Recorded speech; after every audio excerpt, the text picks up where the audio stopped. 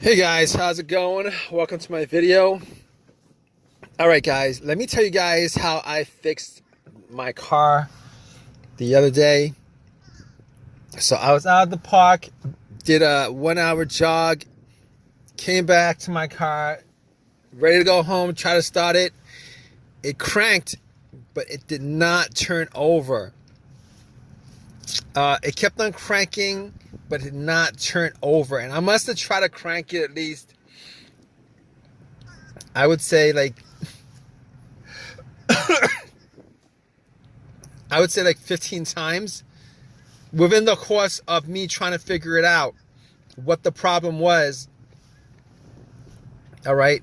So I'm like, okay, what could this situation be, considering I did change the battery up. I changed the battery maybe 2 months ago. It's got a brand new battery. It's not the starter. I know 100% it's not the starter. Obviously, it cranks. The starter cranks the car. It cranks. So I'll rule out the starter. Everything having to do with the starter, ruled out. And basically, it was a strong crank. So I was pretty sure it wasn't the battery. But just in case, I turned on the light. The headlights went out. See how bright they are, and they were pretty bright. So I was like, it probably isn't the battery. I was thinking maybe I had a defective battery, but I was pretty sure it wasn't the battery. All right, it wasn't a slow crank. It wasn't like, it wasn't a slow crank. It was a strong crank. But here's what I did anyway. I actually got my power pack, put it on, and try to crank it that way, just to make sure it's 100% not the battery. And it cranked. It wouldn't start. Did the same thing. Definitely wasn't the battery. And on top of that, I was looking around just to make sure that my terminals were clean and tight, because I did clean the terminals. I did tighten them up 2 months ago. I didn't think that it was going to be corroded after 2 months, and they weren't corroded after 2 months. So I was like, all right, okay, I know what the obvious is, but I'm going to go through these steps, just to make sure that I pretty much troubleshoot the easiest things, and then I'm going to go to, the bigger issues. So at that point, I knew it wasn't the starter. Obviously, it's not the alternator. I ruled those things out. You guys, in this situation, you guys don't want to start ruling things out as what the issue is. It won't be the starter. If it's a strong crank, it's not the alternator. If it's a slow crank, wait. If it's a strong crank, it's probably not the battery. If it's a slow crank, it's possible that it is the battery. But just to rule it out, you guys should probably at least try to give it a jump. This situation, just to make sure it's 100% not the issue. All right. So it's not a slow crank. It's a very strong crank, and it cranks up pretty strong. All 15 times that I try to crank it up. So I can rule out those things. Check all the terminals, rule that out. And the negative wire, I could rule that out too, because I wouldn't be getting a strong crank. Well, it's possible. It's possible that it could be the negative ground wire that could cause that issue. It's very possible, maybe. But I was getting a strong crank, so I was pretty sure that all the wiring were tight and good, and it wasn't with the negative or the battery or any of the other stuff. So moving on from that, I'm thinking to myself, okay, maybe it's a fuse. Maybe it's a fuse, the fuel pump. Maybe it's a relay to the fuel pump. Maybe it's the fuel pump itself. Could be the car's computer, all of those things. All right, and I'm going to help you guys troubleshoot this because I troubleshooted it. All right, it's how I troubleshoot this whole entire issue. All right, you guys have this situation. This is how you guys troubleshoot this issue. All right, you guys have a crank, but it won't turn over. Here's how you do it. All right, maybe it's the car's computer. Now, I was not getting a check engine light on the car. I was not getting a check engine light on the dash. So I could pretty much rule out a whole bunch of things. All the sensors, all the things that be caused by the sensors, I could pretty much rule out. There was no check engine light. And I'll tell you guys what, when I actually, when I actually put an OBD2 on it, okay, when I put an OBD2 on it, first of all, it actually read. It ran through the scan, gave me a whole readout.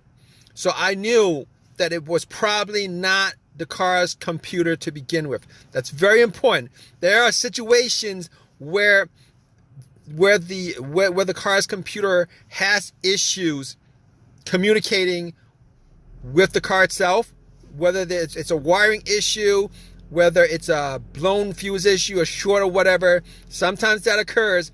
And when that occurs, it will cause the car to crank but not start.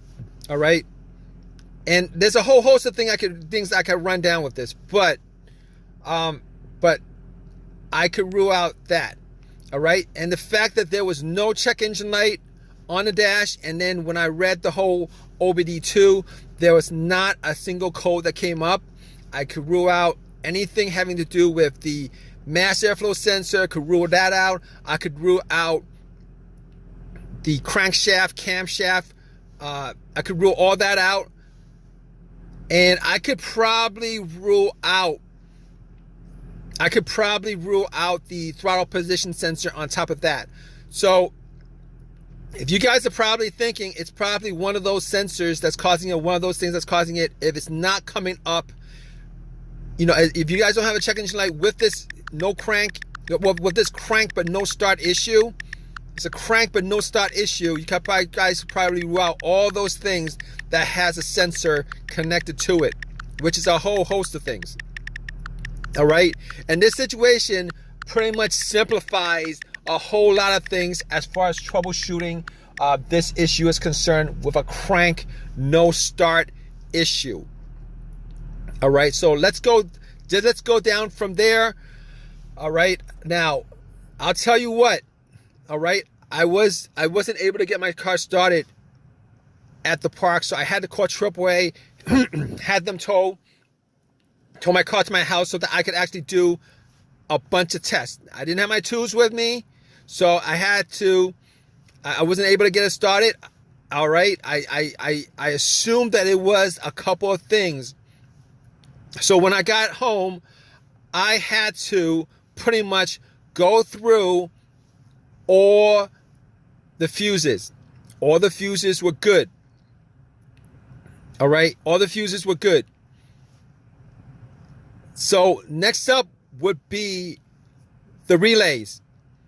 I assume in this situation that it was probably either going to be a fuel issue, like maybe a relay or a fuse connected to the fuel pump that would cause this situation. All right, so I tested out all the fuses. It wasn't that. As far as the relay was concerned, I did swap out the fuel pump relay with another relay, with a similar relay, with the same exact number. So it was I did swap out one of the relays for the fuel pump relay, and that didn't do anything as far as that situation is concerned. So at that point, I was thinking, all right, I got to figure out whether it was the fuel pump that was causing this situation. All right, definitely was sure it was not the relay. And on top of that, I actually took off the line for, the part of the fuel line just to see whether there was any fuel getting pumped out. There was no fuel pumping out. And on top of that, I actually did not hear the fuel pump prime. All right, when I turned it on to the on position, did not hear any kind of priming coming from the fuel pump. So at that point, I knew that it was probably the fuel pump that was the issue. In fact, it was the fuel pump that was the issue. Now, I was hoping that it would have been the fuel pump relay. If it was the relay, it would have been a quick fix. However, since it was the fuel pump, it took an hour or two for me to replace it. Got the car to start afterwards after it was replaced. It was the fuel pump that was the problem. If you guys have a crank no start, like a whole bunch of other scenarios, no start scenarios, what you guys do need to do is, you guys need to troubleshoot it, because it could be, like I said, a variety of things that would be causing these kind of situations. Hopefully, if you guys are in the same situation, this video has helped you out in some way. Maybe it's a fuse that was blown or something like that. Hopefully, you guys got a simple fix for you.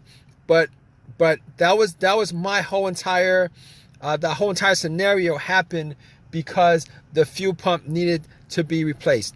All right, guys. If you guys have any comments on this, please drop a comment in the comment section. Please give me a thumbs up and please subscribe, guys. All right, take care.